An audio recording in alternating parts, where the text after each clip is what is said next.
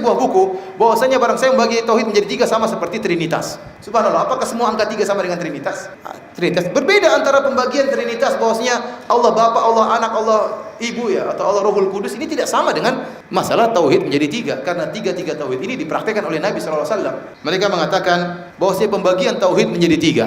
Tauhid ar-rububiyah, tauhid asma wa sifat, tauhid al-uluhiyah adalah bid'ah, tidak pernah disampaikan oleh Nabi SAW, tidak pernah disampaikan oleh para sahabat, tidak pernah disampaikan oleh para tabi'in, tidak pernah Nabi dalam hadis, bahkan hadis yang dhaif, Nabi tidak pernah berkata ketahuilah tauhid menjadi tiga, tauhid rububiyah, tauhid uluhiyah, tauhid asma wa sifat. Bagaimana kita membantah syubhat ini? Kita mengatakan bahwasanya pembagian ini adalah dalam rangka untuk memudahkan belajar ya. Kenapa? Karena pembagian ini ya memang secara teori tidak ada dikatakan 1, 2, 3, namun secara prakteknya memang ada pembagian seperti ini. Ini sama seperti tatkala dalam hukum-hukum fikih, secara prakteknya di zaman Nabi, fikih itu terbagi menjadi tiga.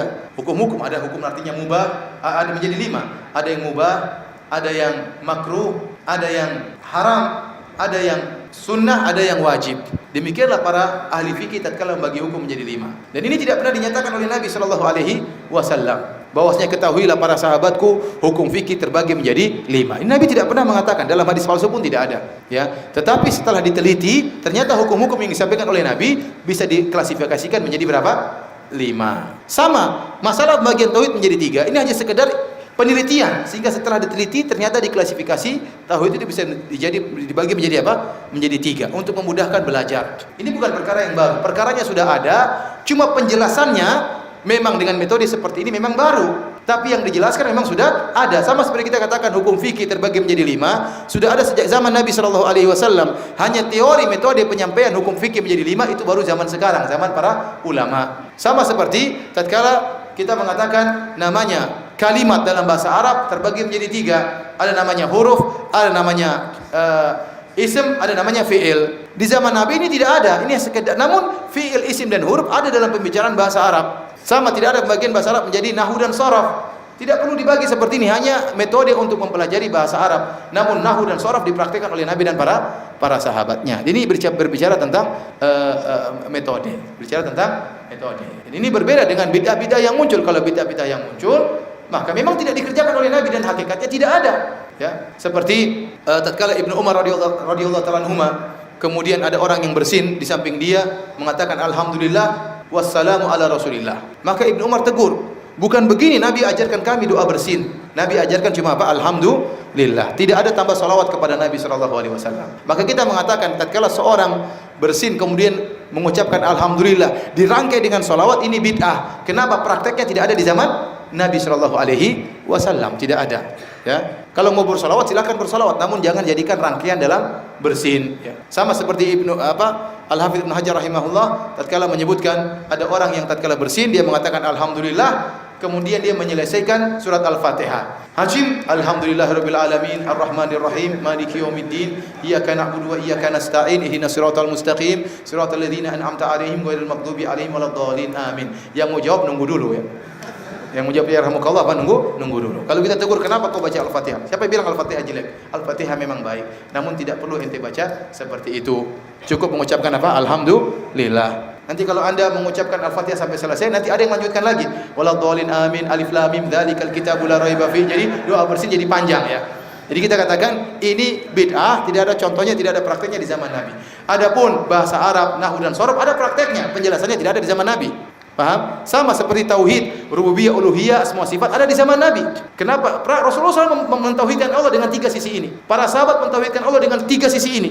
Mereka mentauhidkan Allah dari secara rububiyah, mereka yakin bahwasanya hanya Allah yang menciptakan, hanya Allah sendiri yang memiliki alam semesta, hanya Allah sendiri yang mengatur alam semesta. Mereka yakin hanya Allah sendiri yang berhak untuk disembah, dan mereka yakin bahwasanya nama-nama Allah dan sifat-sifat Allah tidak ada yang menyamainya. Antum yakin Nabi memiliki keyakinan tersebut? Para sahabat keyakinan tersebut? Berarti ada dipraktekkan. Hanya saja penjelasannya terbagi menjadi 3, itu baru muncul belakangan dalam rangka metode pengajaran. Maka aneh sebagian orang, ada seorang di daerah Yordan ya, daerah sana, daerah Suriah dan Yordan. Dia nulis sebuah buku bahwasanya barang saya membagi tauhid menjadi 3 sama seperti Trinitas. Subhanallah, apakah semua angka 3 sama dengan Trinitas? Trinitas. Berbeda antara pembagian Trinitas bahwasanya Allah Bapa, Allah Anak, Allah Ibu ya, atau Allah Rohul Kudus, ini tidak sama dengan masalah tauhid menjadi tiga, karena tiga tauhid ini dipraktekkan oleh Nabi SAW. Siapa yang ragu bahwasanya Rasulullah SAW mentauhidkan Allah dari sisi rububiyah? Tidak ada yang ragu. Rasulullah pasti yakin yang menciptakan alam semesta hanyalah Allah Subhanahu Wa Taala. Dan siapa ragu Rasulullah SAW praktekkan tauhid uluhiyah? Rasulullah SAW tidak pernah beribadah kecuali hanya kepada Allah. Dan siapa ragu Rasulullah SAW mentauhidkan asma sifat? Karena Rasulullah SAW yakin tidak ada yang menyamai Allah dari sisi nama-namanya dan dari sisi apa? Sifat-sifatnya. Jadi yang pembagian tiga tauhid menjadi tiga hanyalah dari sisi apa? Metode. Kemudian para ulama juga menyebutkan kenapa timbul pembagian seperti ini? Timbul pembagian seperti ini karena konsekuensi pembelajaran. Karena ada orang-orang yang menyimpang. Sebenarnya syariat ingin tauhid satu kesatuan, tidak perlu dibagi. Saya ulangi. Sebenarnya Islam ingin tauhid menjadi satu kesatuan. Namun karena ada sebagian orang yang salah paham tentang tauhid sehingga dia hanya mengamalkan sebagian tauhid, sebagian dia selisihi, maka perlu ada pembagian dalam rangka untuk mengembalikan menjadi satu. Para ulama telah menyatakan barang siapa yang hanya mengamalkan tauhid rububiyah, tauhid uluhiyah, asma sifat tidak dia imani, kafir atau tidak kafir. Barang siapa yang hanya meyakini tauhid rububiyah, tauhid uluhiyah, tauhid asma sifat sementara rububiyah tidak dia yakini, dia kafir. Barang siapa yang hanya meyakini tauhid uluhiyah, meyakini rububiyah dan asma sifat uluhiyah tidak diyakini, maka dia kafir. Maka ini dalil bahwasanya syariat ingin tiga tauhid ini menjadi satu, bukan untuk memisahkannya, tidak. Jadi pembagian tersebut tujuannya untuk apa? Menjadikan apa? Satu. Karena tidak boleh orang hanya beriman dengan salah satunya. Saya ulangi, pembagian yang dijelaskan oleh para ulama tujuannya untuk apa? Menjadikan satu. Kenapa ada pembagian tersebut? Karena ada sebagian manusia yang beriman dengan sebagian dan meninggalkan sebagian. Ini sebabnya, ya. Ini sebabnya, ya. Oleh karena para hadirin Subhanahu wa taala, di antara bukti ada sebagian manusia yang beriman dengan sebagian tauhid dan menyimpang sebagian tauhid adalah seperti orang-orang musyrikin Arab. Orang-orang musyrikin Arab, Allah berfirman tentang mereka dalam surat Yusuf ayat 106, kata Allah, "Wa ma yu'minu aktsaruhum billahi illa wa hum musyrikun." Tidaklah kebanyakan mereka beriman kepada Allah kecuali mereka syirik. Seakan-akan Allah berkata, tidaklah kebanyakan mereka bertauhid kepada Allah tapi mereka berbuat kesyirikan. Lah, ini iman yang mana, syirik yang mana kalau begitu? Di sinilah butuh pembagian.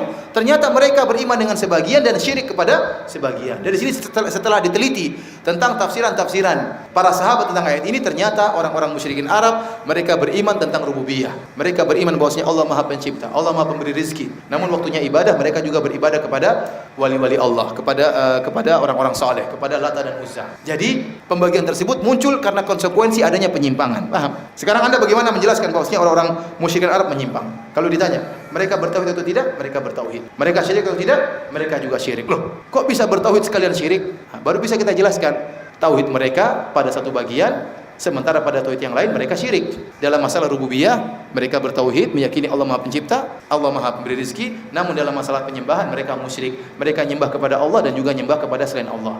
Jadi otomatis terjadi pembagian tauhid. Paham maksud saya?